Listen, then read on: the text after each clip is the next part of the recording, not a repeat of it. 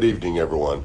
Just wanted to make a really quick video on the flat earth map, the sun, and the seasons because I had a few questions. I want to make this really quick. Here we go. Now, as you can see, this is the Gleason's new standard map of the world, patent allowed November 15th, 1892. But here's what we want to look at is the summer solstice, the June solstice, June 21st. See this white dot in the middle with the end in it? That's the North Pole. The little black dot is the sun. It shows you its pattern, which is a small circle. And it even tells you down here in the June solstice. In the figures, June and December, the white represents the sun's position in his respective months at noon. This shows sunlight inside the Arctic Circle for 24 hours. From June 21st, the sun moves around the tropic in a spiral circle, widening every day until it reaches its destiny at the southern or outer solstice on December 21st. Okay, now what that means is in the summertime, it's making a small circle, a small spiral circle, just like it showed you in the diagram right above the paragraph that you read. And it widens every day, which means it starts to go out, which that's why it starts to get cold. It's starting to move out and away from you. And then we go to the December solstice, the winter solstice, December 21st. Now, notice how the sun is out wide from the North Pole. It's making a wide spiral circle from this close spiral circle, as you see here. Now, let's look down underneath the diagram of the map and see what it tells us for December solstice. Okay, on December the 21st, the sun moves around the Tropic of Capricorn, and during the day lights up the southern portion of the Earth from the Arctic Circle to some portion of Antarctica ice. There is no sunlight beyond 80 degrees south, but unknown regions of ice. And on the 23rd of December, the sun commences his northward journey again, returning to his starting place, and thus completes his seasons. Okay, now as you can see, even the map itself tells you that the sun rotates, not the earth.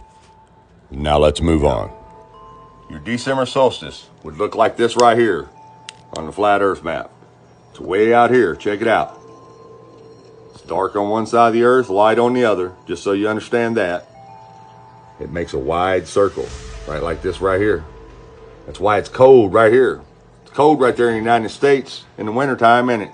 Because the sun's way out here. Sun's way out here. And then in the spring, what's the sun start doing? He starts moving in closer. That's why your days start getting longer. And it starts getting warmer. And then by the summer solstice, as you see right here, it says it spirals in to the Arctic Circle. There's your Arctic Circle. Right there. So this right here is your North Pole. And this little spot right here, this is Alaska. Now in the summer solstice, here's where the sun is. Well, check out what's getting 24 hours of daylight. The Arctic, the North Pole. Because see, the sun's making a small circle. That's why daytime is longer in the summertime right here in the United States. Because it doesn't take the sun very long to come back around. That's why you have short nights and long days. And then as the sun starts to go back out to its winter solstice, what's it start doing? Nights start getting longer and the days get shorter and starts getting cooler and colder, right? Until the sun goes all the way back out to the ice. And then it's cold again. I mean, this is a no-brainer. Why do you think birds fly south for winter? Why do you think fish in the sea migrate south for the winter? Because they're following the sun out. And when the sun comes back in, they migrate back north because they're following the sun back in. That'd be impossible on a spinning ball with the sun 93 million miles away. They follow the sun out and they follow it in. You can't follow the sun if it's way out in outer space. And the seasons prove that also. That's why when the sun's moving in, all the vegetation starts coming back to life, right? And then as it moves back out in the fall, everything starts dying again because it lives off of that sun. And if it were 93 million miles away, it would be impossible for that to happen. And there's nothing 80 degrees south. No sunlight, nothing there past 80 degrees south. Because that's nothing but unknown regions of ice. Just like the map told you. It's really simple, guys. Anyways, there's how your seasons work. The sun moves in and out as it makes its spiral. Winter, spring, and summer. Summer's right here. That's why it's lit up in the middle 24 hours a day. Now, for those of you who have never seen a 24-hour sun in the Arctic, here's what it looks like. You're going to witness the sun go down like it's going to set, and then you're going to see it come right back up because it's making a small circle. Anyways, enjoy the time lapse, and I'll get back with you in a minute.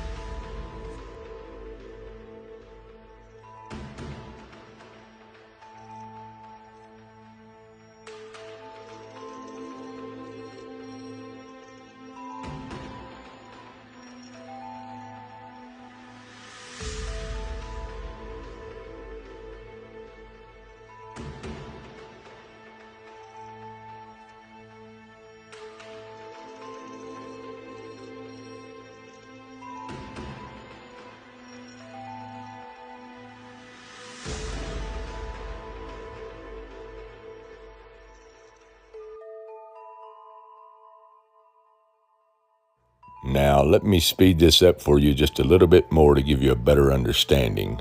Okay, here we go. Goes from up, down, and back up as it makes its circle. Now, same thing right here.